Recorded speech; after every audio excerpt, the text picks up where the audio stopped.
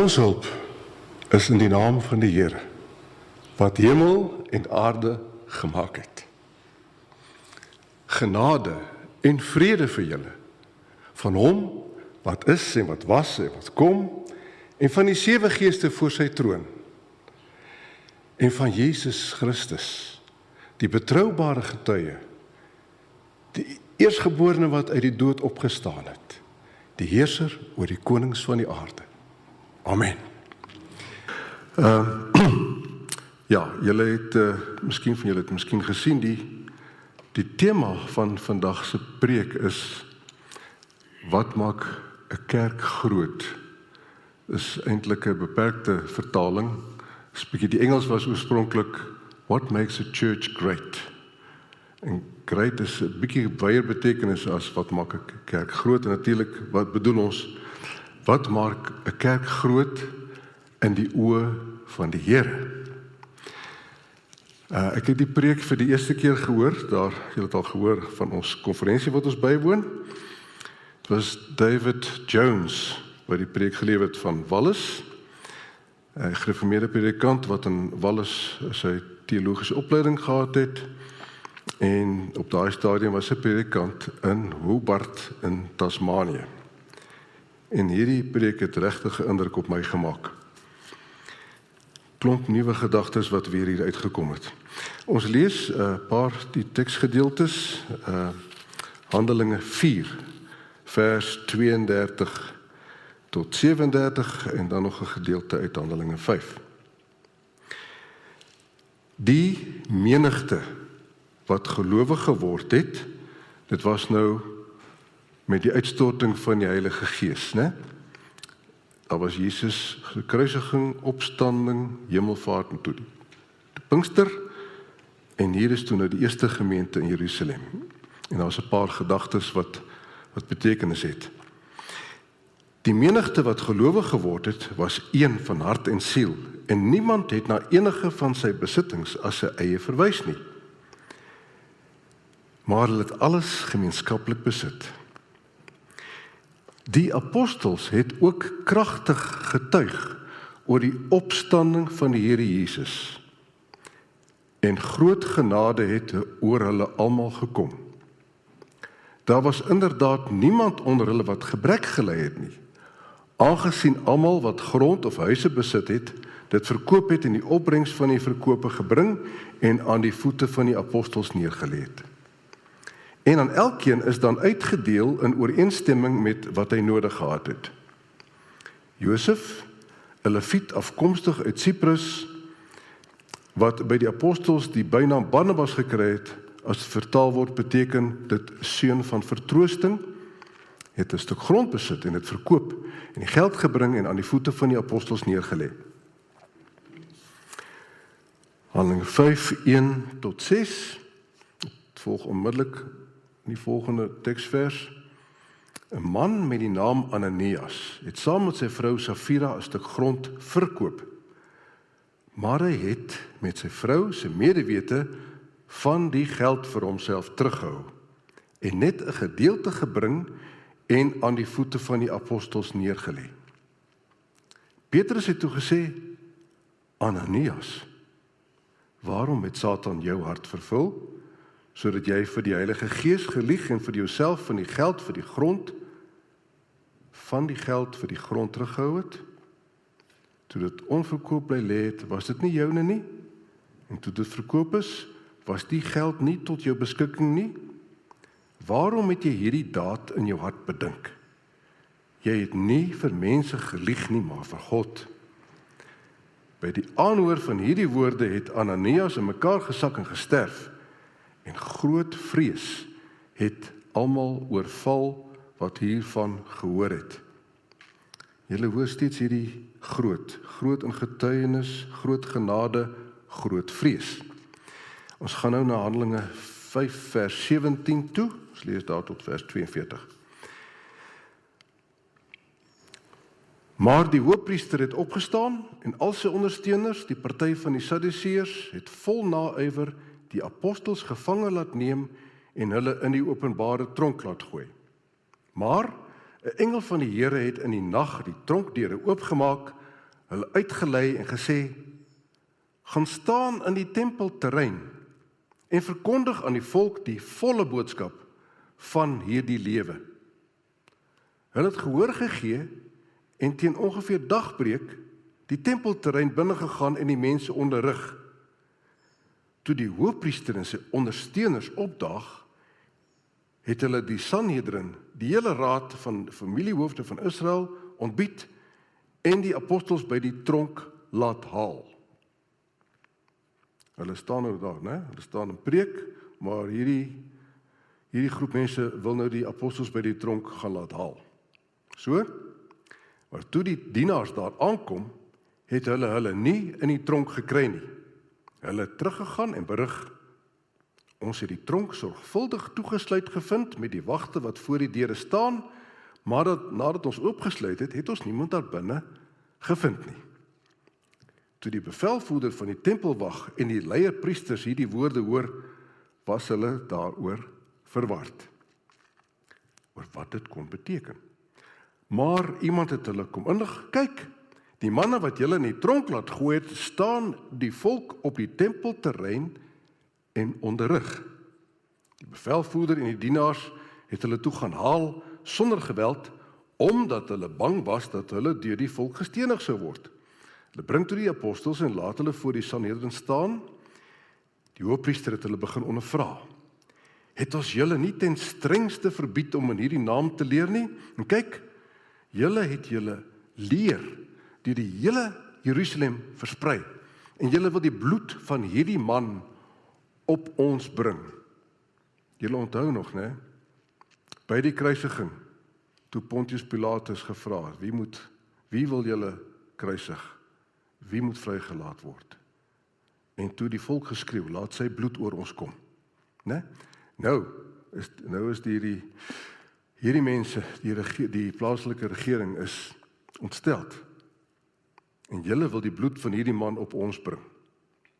Maar Petrus en die apostels het geantwoord, ons moet eerder gehoorsaam wees aan God en aan mense. Die God van ons vaders het Jesus opgewek, wat julle doodgemaak het, deur hom aan 'n kruishout te hang. Luister mooi wat staan hier, wat sê hulle? Die God van ons vaders het Jesus opgewek, wat julle doodgemaak het, deur hom aan 'n kruishout te hang. Hulle sê hierso vir die bevelhebbers, julle het hom doodgemaak. Hom het God as leidsman en verlosser tot aan sy regterhand verhoog, om aan Israel bekering en vergifnis van sondes te skenk. Ons is die getuienis van hierdie gebeure, en so ook die Heilige Gees wat God gegee het aan hulle wat aan hom gehoorsaam is. Toe hulle dit hoor, was hulle rasend van woede en wou die apostels doodmaak. Maar toe staan iemand in die Sanhedrin op, 'n Fariseer met naam Gamaliel, 'n wetgeleerde met hoë aansien by die hele volk, en gee opdrag dat hulle die mense vir 'n oomblik na buite neem. Daarop sê hy vir hulle, Israeliete, dink goed na oor wat julle met hierdie mense gaan doen.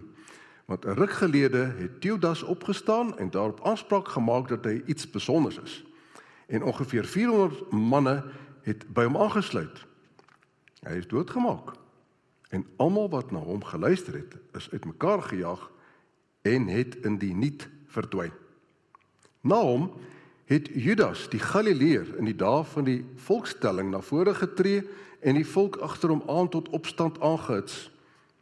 Ook hy het omgekom en almal wat na hom geluister het, het uitmekaar gespat. Maar nou sê ek vir julle, los hierdie mense uit en laat hulle gaan, want as hierdie plan of onderneming die werk van mense is, sal dit tot niet gaan.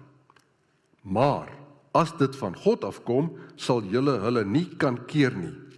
Moenie dat dit blyk dat julle teen God veg nie. Hulle toe na hom geluister. En nadat hulle die apostels ontbied het, het hulle laat gesel. Hulle beveel om nie in die naam van Jesus te praat nie en hulle vrygelaat. Daarna het hulle van die Sanhedrin weggegaan. Bly dat hulle waardig bevind is om ter wille van sy naam skandelik behandel te word. Boonop het hulle nie opgehou om elke dag op die tempelterrein en van huis tot huis te onderrig te gee nie, en ook nie om die evangelie te verkondig dat Jesus die Christus is.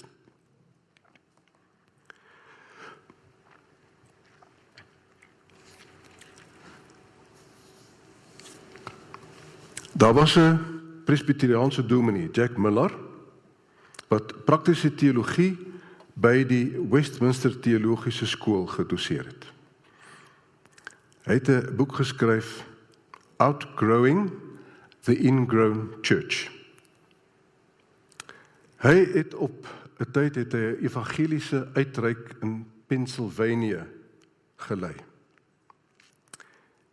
En toe hy daar was, toe het 'n ouderling om rondgery, en hy sê, dit was nou typiese voorspoedige, ryk Amerikaanse voorstad waar hulle gery het. Die ouderling het hom 'n bietjie rondgewys en sê, sien, daai koppie, daar, dis waar ons nou ons kerk gaan stig. Daar's nuwe huise, goeie toegangsroetes. Ek dink, dit is volgens gemeentegroei beginsels, is dit nou die plek waar ons gemeente gaan laat bou. En Jack Miller het gedink, ja, dit sal heel moontlik gebeur. Daai kerk sal groei, sal 'n groot, daarbinne gerigte kerk wees. Want hy was baie bekommerd. Gaan daai kerk, gaan dit na 'n buitegerigte kerk wees, of gaan dit na 'n binnegerigte kerk wees? Want daai persoon het meer gefokus op kerkgroei beginsels en die voorspoed van die omgewing en toegangsroetes en so aan, wat sekerlik 'n rol gespeel het. Maar, wat maak 'n kerk groot in die oë van die Here? En ek dink dat die kerk in Jerusalem verdien om as so 'n groot kerk beskryf te word. Ek dink dat wanneer ons na die kerk in Jerusalem kyk, ons sal sien dat die Christene daar groot was, ons klein is. Ons is klein, maar hulle groot was. Maar wat is dit wat 'n kerk groot maak in die oë van die Here? Daar is 5 aspekte in hierdie hoofstukke waarna ons kyk. Eerstens, die kerk in Jerusalem was groot in hulle krag om te getuig. Ons lees nie van kerkgroei beginsels nie, ons lees van getuienis. Jy kan nie 'n groot gemeente laat groei, soos wat jy 'n McDonald's of 'n KFC opsit. Want dit het min te doen met die krag van getuienis gee. Maar hier is 'n kerk, die kerk in Jerusalem, hulle is groot. Mens stel dit op in hoofstuk 4, vers 33. Hulle was kragtig in hulle getuienis oor die opstanding van die Here Jesus. Party mense noem die opstanding van die Here Jesus die feit in die geskiedenis wat die beste deur getuienis ondersteun word. Nou, wanneer mense na Handelinge 4 vers 2 kyk, is dit opmerklik dat toe die owerhede Petrus en Johannes verhoor, is die aanklag in vers 2 dat hulle in Jesus die opstanding van die dooies verkondig. Die Joodse raad was baie ontsteld oor dit. Ons lees in die begin van daai hoofstuk dat baie van hierdie mense was Sadduseërs. Sadduseërs het nie geglo in die opstanding van die dooies nie, né? Hulle kon daaroor debatteer. Hulle het nie in die opstanding uit die dood geglo nie. Maar hulle was nie besorgd dat die opstanding van die dooies verkondig is nie. Hulle was besorgd dat dit in die naam van Jesus verkondig word. Omtrent 20 minute stapie daar vandaan, 'n klein afstand van waar hulle gesit het, en 'n paar weke tevore het Jesus uit die dood opgestaan. Dit is interessant dat in die rekord van die hofsaake, in hoofstuk 4 en 5, daar is geen poging van die owerhede om die opstanding te weerlê nie. Die apostels vul Jerusalem met hulle onderrig. Die apostels preek in Jesus en massas mense bekeer en volg Jesus Christus. Duisende mense. En daar is geen poging, nie eens 'n verwysing na 'n poging om die prediking van die apostels te weerlê nie. Daar's niks wat sê dat hulle probeer die opstanding van Jesus te weerlê nie. En dan kyk ons nie na vers 27 en 28 hoofstuk 5. Hulle bring toe die apostels en laat hulle voor die Sanhedrin staan. Die hoofpriester het hulle begin ondervra. Het ons julle nie ten strengste verbied om in hierdie naam te leer nie? En kyk, julle het julle leer deur die hele Jerusalem versprei, en julle wil die bloed van hierdie man op ons bring. Nee, hulle het nie 'n issue met die opstanding, hulle het om in die naam van Jesus te leer. Nou, ons julle het miskien nog 'n bietjie Macbeth op hoërskool gehad, en daar het julle geleer van Banquo. Banquo wat uit die dood opstaan en by Macbeth begin spook. Hy begin sy moordenaars konfronteer. Wel, hier het Jesus werklik opgestaan uit die dood. Maar hy spook nie by mense nie. Hierdie Joodse raad en Sadduseërs is baie senuweeagtig. Hulle sê, kyk, julle het julle leer deur die hele Jerusalem versprei, en julle wil die bloed van hierdie man op ons bring.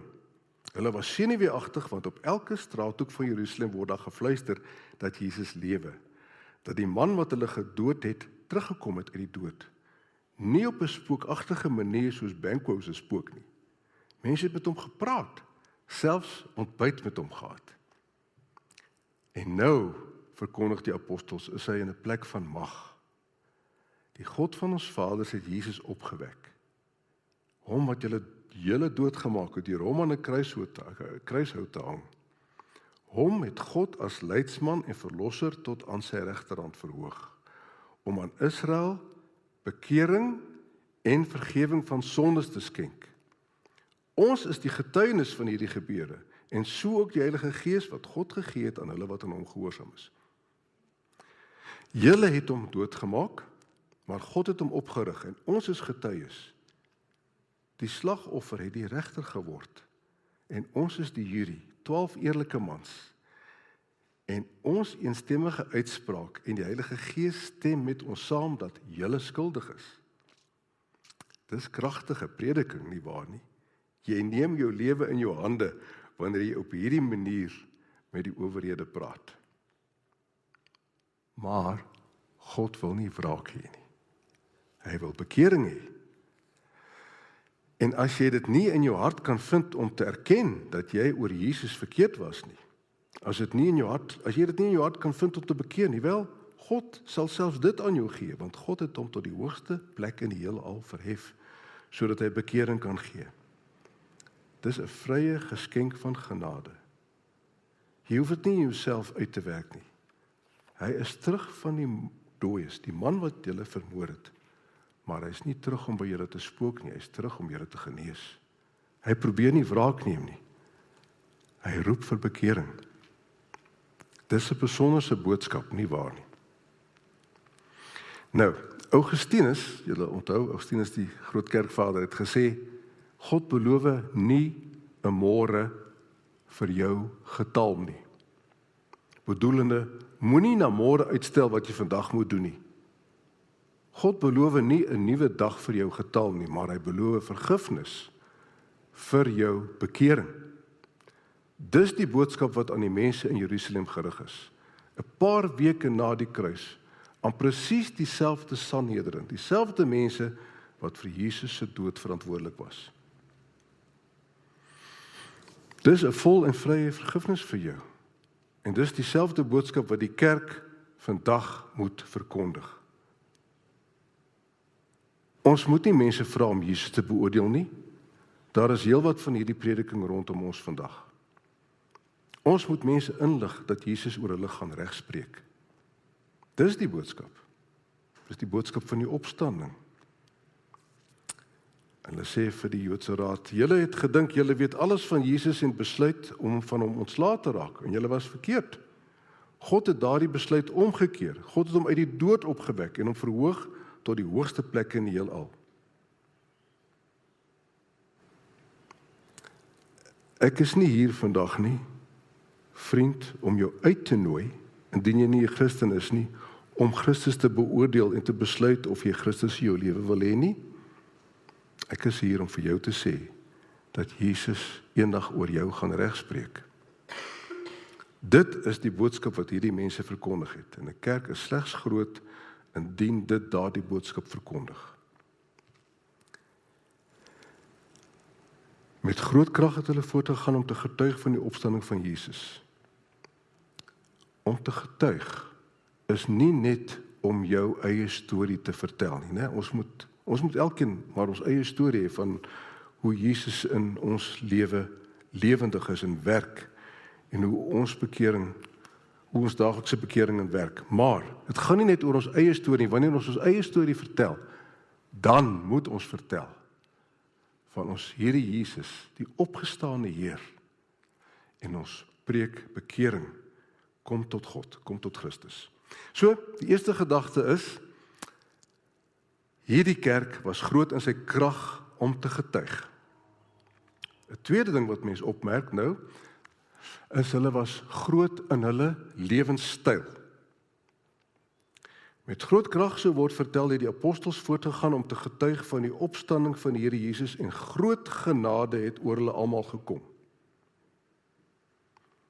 Soms word aan ons gesê dat indien die kerk die wêreld wil bereik, dan moet dit soos die wêreld wees. Maar dit is heeltemal verkeerd. Die teenoorgestelde is waar.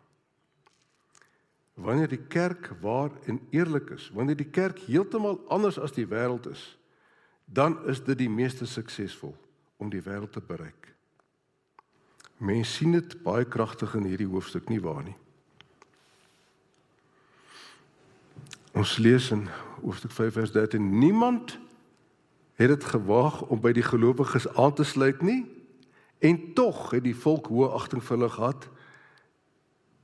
Niemand wou by hulle aansluit nie. En net in die volgende vers is daar die leerstelling, 'n menigte mans en vrouens het by hulle aangesluit. Hoe dikwels het julle gehoor dat mense sê wanneer hulle getuienis gee,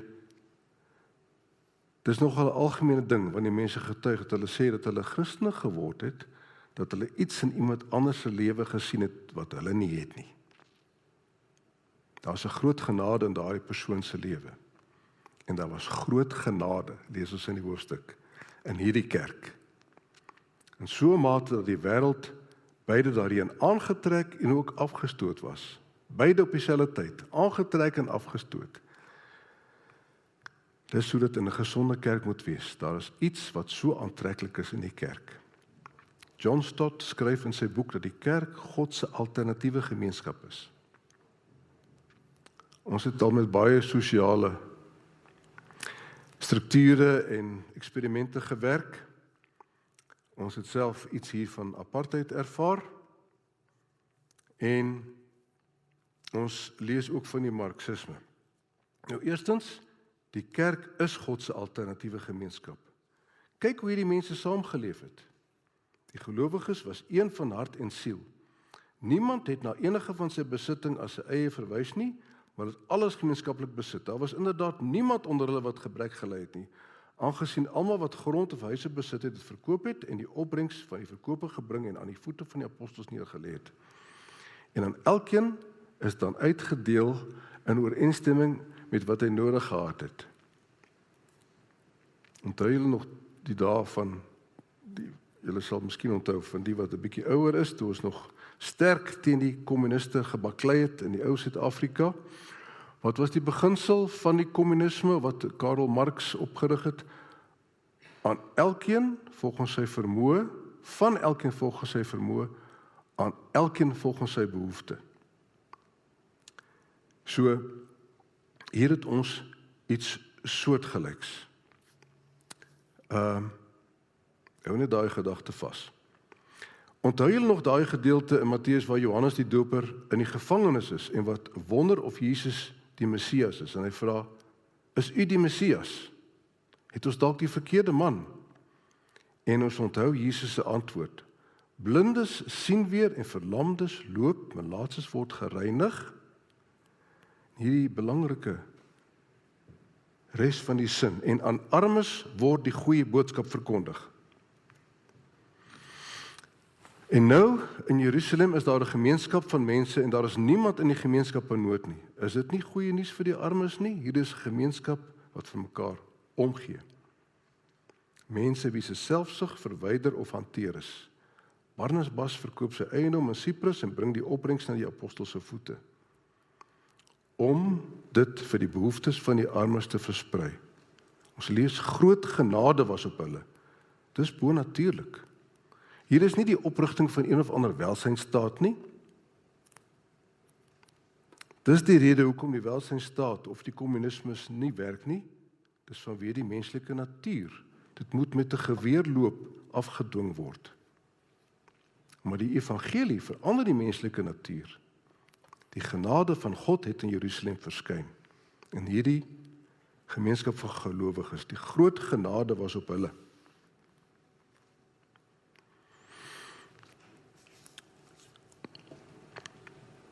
Ek word aan Gandhi herinner van wie dit berig word dat hy gesê het, ek sou 'n Christen word as ek een kon vind.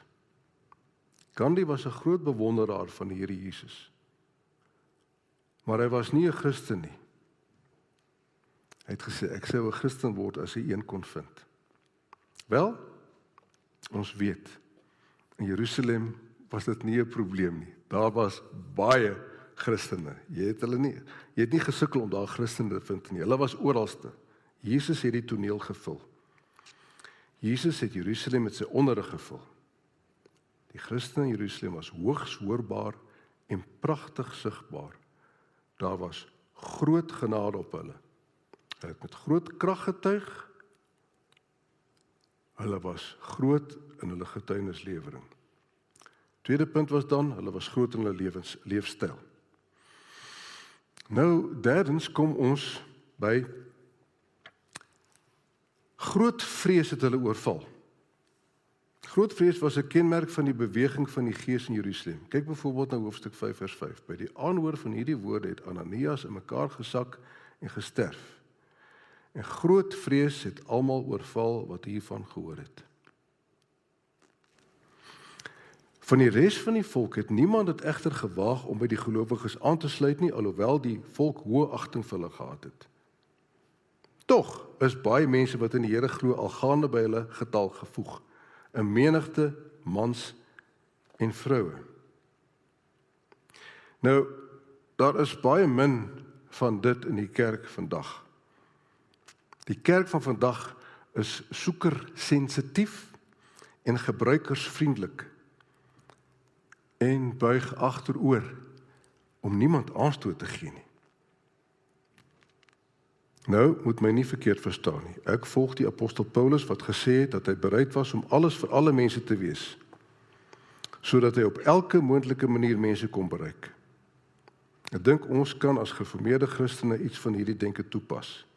Ons moet baie meer buigsaam in ons evangelisasie wees. Maar in vandag se kerk word sonde verskoon en verdra en die evangelie word so geknip dat dit niemand aanstoot of beledig nie. Verder word die evangelie so aangebied dat ons mense uitnooi om Christene te word. Dit was nie die taal van die Nuwe Testament nie. Daar is 'n oproep om van sonde te bekeer en om geloof in die Verlosser te hê. Ons is vandag meer geïnteresseerd om sonde te verskoon en te verdra, en ons is meer geïnteresseerd om happy as om heilig te wees. En ons is meer geïnteresseerd in pret. In 'n groot mate het ons godsvrees, respek en vrees vir die Here verloor. Het ons nie. Dinge was baie anders in Jerusalem. Groot vrees het daai gemeenskap oorval. Die stad en die kerk. Niemand het dit gewaag om by hulle aan te sluit nie, en tog is baie mense by hulle gevoeg. Nou, dit is groei. In feite staan dit so in vers 14, 'n menigte van mense het aangesluit, selfs al was daar groot vrees wat deur die stad getrek het oor wat besig was om in hierdie gemeenskap van gelowiges te gebeur. Menigtes het by die kerk aangesluit, alhoewel hulle aanvanklik nie wou nie. Ons lees van verskillende maniere van groei. In Handelinge 2 lees ons, daar's baie gelowiges toegevoeg, groot getal is gevoeg. In hoofstuk 6 lees ons, daar was groei deur vermenigvuldiging.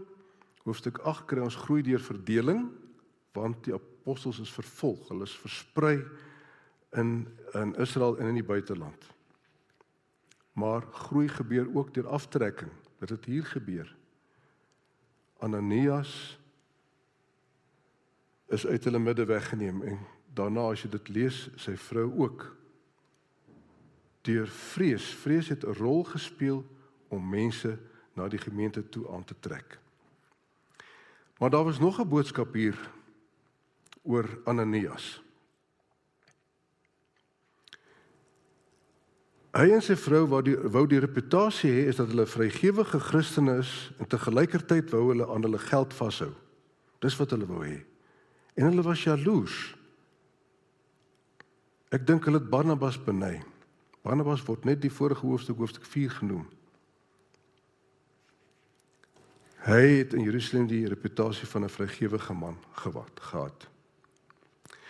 Maar dit was nie soseer hulle afguns of hulle hebsug wat hulle onder God se oordeel weggeneem het nie. Dit was hulle voorgee, hulle skynheiligheid. Was dit nie? Hulle het voorgegee om te wees wat hulle nie was nie. Hulle het vir die Heilige Gees gelieg. Richard Bewes, 'n predikant in Londen, het gesê dat indien God die mense in die kerk met die dood sou tref wat skuldig is aan skyn of pretensie, sou daar nie baie van ons oorbly nie. Daar sou waarskynlik niemand van ons oorbly nie.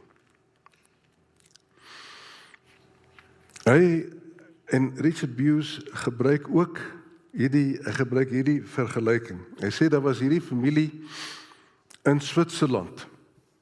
En net voor Kersfees, hulle wou 'n familiefoto neem, en daai familiefoto sou dan gebruik vir 'n Kerskaartjie. So pragtig, Switserland, hierdie mooi berge op die agtergrond, familiefoto, die ou wat die knoppie druk, hardop vinnig, gaan staan by die groep, pragtige familiefoto. En toe kom hulle weer terug by die huis, en hulle laat die foto ontwikkel. En toe was die foto bederf, want toe daai knoppie afgegaan het, sonder dat hulle agtergekom het 'n ou Engelse toerist besweet, met 'n so 'n sakdoekie op sy kop, met sulke knopies, en met 'n sigaret in sy mond, het vinnig agter die groepie gaan staan, en toe die sluiter afgaan, toe is hy op die foto. So toe hulle eers by die huis kom, toe sien hulle dat hele foto is bederf. Hulle kon glad nie meer daai foto gebruik as 'n Kerskaartjie nie. Maar wat is die bedoeling nou met hierdie foto? Hy gebruik dit as vergelyking om die vinger na elkeen van ons persoonlik te wys. Met ons sonde bederf ons die pragtige prentjie van Christus se kerk. Ons moet aan onsself dink wanneer ons aan hierdie vergelyking dink. Wanneer ons nie die volle waarheid vertel nie, wanneer ons van ander mense lelik praat, daar is baie skynheiligheid in ons harte, wat ons nie altyd raak sien nie. Nou, ons ondermyn die geloofwaardigheid van die evangelie, en ons gee 'n doring wat die kerk reg deur die eeue geplaat.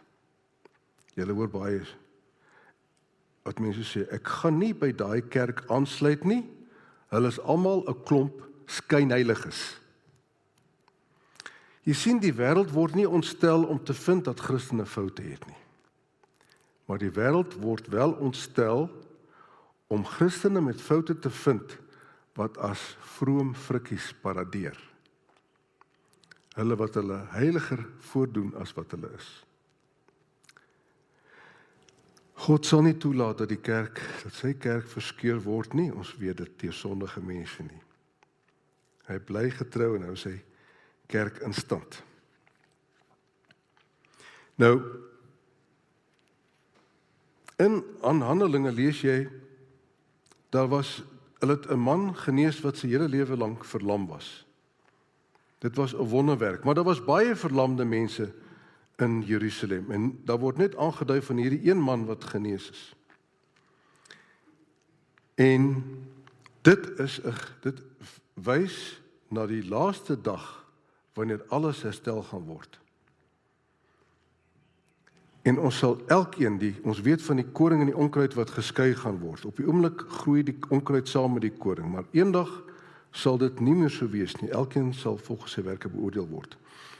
As jy 'n nominale Christen is, dit is 'n Christen slegs 'n naam. As jy 'n Christen is wat voorgee dat jy iets is wat jy nie is nie, indien jy jouself net voordoen as 'n Christen, indien jy een of ander geheime agenda in die kerk het, indien jy slegs manoeuvreer om jou eie doelstellings te bereik, dit sal op daardie dag duidelik wees. Jy sal nie kan vlug nie. Net so min as wat Ananias en Safira gevlug het. Wat met hulle gebeur het, is die dag van die oordeel in die kleine. Dit is 'n herinnering dat wat met hulle gebeur het, ook met jou en my kan gebeur. Groot vrees het die kerk beetgepak. So daar was groot krag om te getuig, groot genade was hulle, en groot vrees het elkeen beetgepak.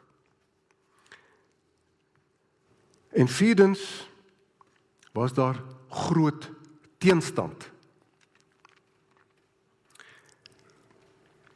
Ons beweeg nader aan die einde toe. Hierdie is belangrik. Dit is 5 punte plus die laaste punt, ons by punt 4. So, wanneer daar groot seën is, sal daar ook groot teenstand wees. Jy kan dit waarborg, waar ook al daar 'n werk van God plaasvind, sal daar altyd probleme wees. Een van die groot hoofstukke in die Bybel is Openbaring 12. Dit is 'n skrifgedeelte wat opsom waaroor die hele Bybel gaan. Wanneer jy hoofstuk 12 lees, kry jy die hele storie. Mens kry die groot prentjie in 'n oogwink. Onthou wat dit aan die einde van hoofstuk 12 vers 17 sê. Die draak was woedend vir die vrou en het weggegaan om oorlog te voer teen die res van haar nageslag wat die gebooie van God nakom en vashou aan die getuienis wat Jesus gelewer het. Dis wat die apostel beskryf. Hy beskryf die woede van Satan teen die kerk. Die draak was woedend vir die vrou en hy gaan aan om oorlog te voer teen die vrou se nageslag. Die kind en die vrou. Die manlike kind word weggegryp. Hy het opgestaan. Hy is verhoog en is by die regterhand van die majesteit in die hoogte. En nou is hy buite gevaar. Satan kan hom nie aanraak nie. En die duiwel is kwaad en draai sy woede teen die kerk. En wat mens hier het in Handelinge van die Apostels, is ook 'n verslag oor Satan se woede teen die kerk. Ons noem dit die Handelinge van die Apostels. Die handeling van die Heilige Gees, die handelinge van die opgevaarde Christus, maar ons sien hier ook die handelinge van Satan, die woede van Satan teen die kerk. Ons sien dit op 'n aantal maniere. Eerstens is daar 'n regstreekse aanval. Ons sien dit wanneer die kerk vervolg word. Gereeld wanneer ons van 'n groot kerk praat, dink ons aan 'n groot kerk in die sentrum van 'n stad, 'n mooi kathedraal, 'n hoë profiel gemeente met 'n graad van aansien. Maar jy weet, wat God betref, dikwels is die Sink Tabernakel 'n groter kerk as 'n kathedraal. En die ondergrondse kerk is 'n groter kerk as die een wat deur die staat erken word. Wat is die grootste kerk in die 20ste of 21ste eeu? Dis die kerk in Sudan, in China, in Rusland. Dit is vervolgde mense van God wat nie kerkgeboue het om te aanbid nie. Hulle het netjies se plekke wat vir die owerhede verberg is. Die groot kerk is 'n vervolgde kerk. En ons het nou gelees, ek gaan nie weer daai teksgedeelte herhaal van hulle was in die gevangenis, engele het hulle vrygelaat en hulle het weer op die tempelplein gestaan en preek. En ons het gelees, nadat die Joodse raad nou alles gehoor het, het hulle laat gesel, hulle beveel om nie in die naam van Jesus te praat nie en hulle vrygelaat. Daarna, het hulle gehoor, hulle die woord verkondig Die regering van die kerk het hulle laat gesel. Daarna het hulle van die Sanhedrin weggegaan, bly dat hulle waardig bevind is om ter wille van sy naam skandelik behandel te word. En hulle het nie opgehou om elke dag op die tempelterrein en van huis tot huis onderrig te gee nie, en ook om die evangelie te verkondig dat Jesus die Christus is. Hulle was gegesel en tog bly. Dis nie 'n oppervlakkige blydskap wat mense in 'n oomblik opklop in 'n byeenkoms en wat die maandag weer weg is nie. Dit is 'n blydskap wat die Here in die hart gee. Dit kom van Christus, om Christus te ken. Dis die blydskap wat getuig dat Christus in 'n gelowige se hart inwoon. Nou, as 'n direkte konfrontasie nie vir die bose werk nie, as 'n regstreekse vervolging nie werk nie, dan probeer Satan 'n ander taktiek. Die Satan probeer die wêreld in die kerk inbring. J.C. Ryle sê die volgende: Ek glo, daar word baie meer skade gedoen deur onheilige en wisselvallige Christene as waarvan ons bewus is. Hulle trek met hulle lewens af wat dominees met hulle woorde bou. Hulle maak dat die wawiele van die evangelie swaar trek. Ananias en Safira het probeer om die wêreld in die kerk in te trek. Petrus het gesien wat besig om te gebeur. Het sê vir Ananias: waarom het Satan jou hart vervul sodat jy vir die Heilige Gees gelieg het? Hy sien dat hierdie 'n aanval van Satan is. Dit is net nog 'n plan van die bose. Die duiwel sal die kerk keer om in die wêreld in te gaan, deur die wêreld in die kerk te laat inkom. En dan,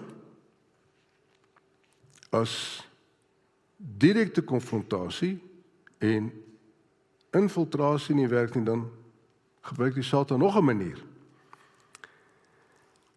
Ons lees dit, ons het dit nou nie gelees nie, maar julle het miskien al hierdie gehoor.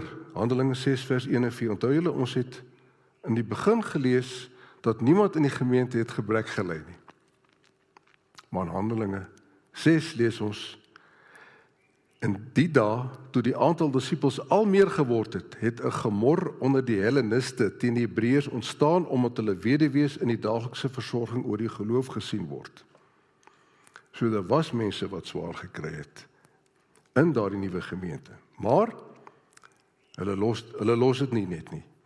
Die 12 het daarop die hele groep disippels bymekaar geroep en gesê: dis nie goed dat ons die woord van God verwaarloos om by tafels diens te verrig nie.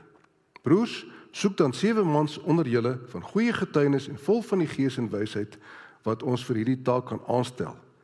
En ons sal ons dan kan toelê op die gebed en die bediening van die woord. En dis wat hulle gedoen het.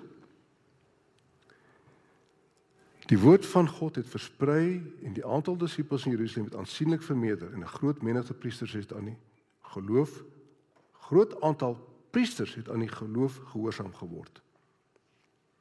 So,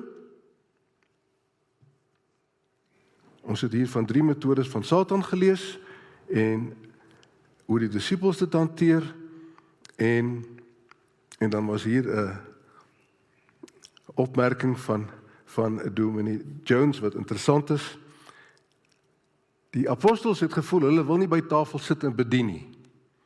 En hy het gesê dis ook nie die taak van 'n predikant om op allerlei komitees te sit nie. 'n Predikant moet bid en die woord verkondig. Hy het daai boodskap uit hierdie gebeure geneem. Die kerk van die Here word gebou deur gebed en prediking. So, kragtig in hulle getuienis, groot in genade, die teenstand was groot, die groot lewenstyl, en dan was daar 'n 5de punt. Hulle was groot in getal. Hoe groot moet 'n kerk wees? Hoeveel mense moet in 'n kerk wees? Baie mense sê, nee, ek hou maar van my klein kerk. Wel, ons sou moet kennis neem van wat hier in Handelinge gebeur het. In hoofstuk 1 lees ons van 120 gelowiges en dan in hoofstuk 2 van 3000. in Handelinge 5 was daar 5000, en dan begin die getalle vermenigvuldig. Moet ons getalle optel? Maar iemand het hier getalle opgetel. Die getalle is nie opgemaak nie. Hulle is in die Handelinge van die Apostels. Maar die verskil tussen die kerk van daai tyd en die kerk van vandag is, die groot getalle was nie die groot beplanning van mense nie. Hier was die groot getalle die resultaat van prediking, van die opstanding van ons Here Jesus. En ons kan maar gerus daaraan aandag gee. Ons vra gereeld, ons kan maar meer mense in ons gemeentes hê, Bergboom en ander klein gemeentes. Julle het miskien hierdie bekende storie van Spurgeon gehoor. Ek het dit vir die eerste keer toe gehoor en nou word ek weer daaraan herinner. En ek is verleë om dit vir julle te herhaal as julle dit al gehoor het. Een van Spurgeon, julle onthou, Charles Haddon Spurgeon was 'n groot prediker in vorige tye. En een van sy studente was baie ontmoedig oor sy bediening, omdat hy nie resultate gesien het nie. Spurgeon het vir hom gesê, verwag jy dat mense hulle bekeer, elke keer wat jy jou mond oopmaak? Nee, sê dis nie natuurlik nie. Wel, sê Spurgeon, dis jou probleem is dit nie. Jy kan verwag dat mense bekeer word elke keer wanneer jy jou mond oopmaak. Ons moet verwag dat die Here mense bekeer elke keer wat ons monde oopmaak. Dis die evangelie en die krag van God wat verkondig word. Is Jesus dan nie in 'n plek van mag nie? Is sy hande vasgebind? Het hy nie vir sondaars gesterf nie? Wil hy nie die moeite van sy siel sien nie? Natuurlik moet ons verwag dat mense hulle bekeer elke keer wanneer ons monde oopmaak. Ons moet bid vir dit. Ons moet bekering preek. Ons moet nie sommer aanvaar dat niemand hierdie Sondag bekeer gaan word nie. Ons moet daarvoor op die uitkyk wees, daarna verlang. En dit is nou kom ons by die laaste punt, die woorde van Gamaliel. Miskien een van die wysste Joodse leiers in daardie tyd. Hy was een van die onderwysers van Saul van Tarsus. Ons vind in hierdie krisis die woorde van Gamaliel, maar nou sê ek vir julle, los hierdie mense uit en laat hulle gaan, want as hierdie plan of onderneming die werk van mense is, sal dit tot niet gaan. Maar as dit van God afkom, sal julle dit nie kan keer nie. Moenie dat dit blyk dat julle teen God veg nie, en dat het na hom geluister. Nou dink ek nie dat ons sy advies te ernstig moet opneem nie, omdat hy nie 'n gelowige was nie, en sy advies nie aan gelowiges gegee is nie. Hy is 'n onbekeerde man, en hy adviseer onbekeerde mans. En ek dink nie dat Christene soos Gamaliel moet dink nie. Daar is te veel Gamaliels in die kerk. Laat ons wag en kyk. Laat ons kyk wat God gaan doen. Laat ons niks doen nie, laat ons niks verander nie. Laat ons net wag en kyk. Laat ons nie vir Gamaliel vra nie. Hy was 'n onbekeerde man. So hoekom na hom luister? Maar daar is tog goeie advies vir nie-Christene. Kyk na hierdie hoofstuk. Ek word herinner aan die belangrike vergadering tussen twee belangrike filosowe. Die Franse filosoof Auguste Comte en die Engelse filosoof Thomas Carlyle. Comte het gesê dat hy van plan was om 'n nuwe geloof te stig. Hy was baie opgewonde daaroor. Dit sou die Christendom en alles wat daarmee saamgaan wegvee. Thomas Carlyle se vernietigende antwoord was ongeveer die volgende: al wat jy moet doen is om te praat soos nooit man gepraat het, leef soos nooit man geleef het, word gekruisig, staan op die derde dag uit die dood, kry die wêreld om te glo dat jy steeds lewe En dan sal jou nuwe geloof dalk 'n kans op sukses hê. Indien jy dink om 'n nuwe godsdienst te begin, is dit wat jy moet doen. 2000 jaar later en 30% van die mense van die wêreldse bevolking sê dat hulle Christene is. Luister vir Gamaliel. Indien dit van God is, kan niks dit stop nie. En ek moet julle hierdie mooi gebeure vertel. Is amper klaar, maar julle moet hierdie hoor.